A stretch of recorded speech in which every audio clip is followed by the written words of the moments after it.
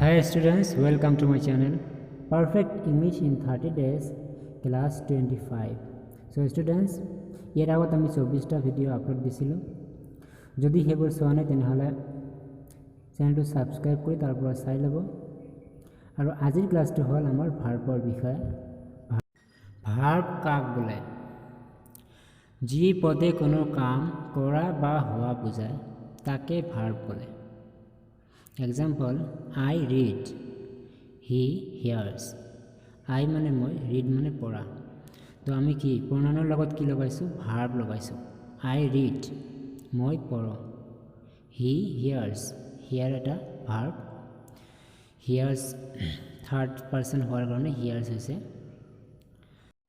বলক আজি কেইটামান verb শিকি লওঁ meaning সহ।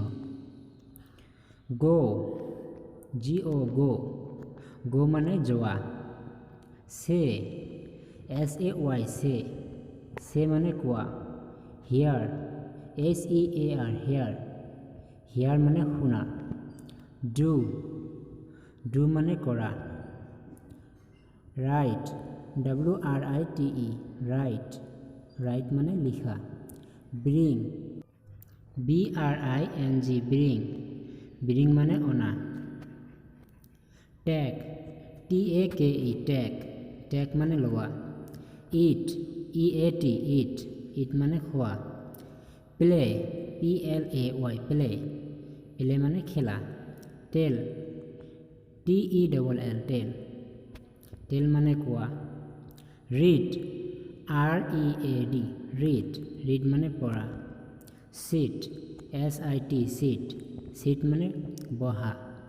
Buy, B-U-Y, buy. Buy মানে কিনা।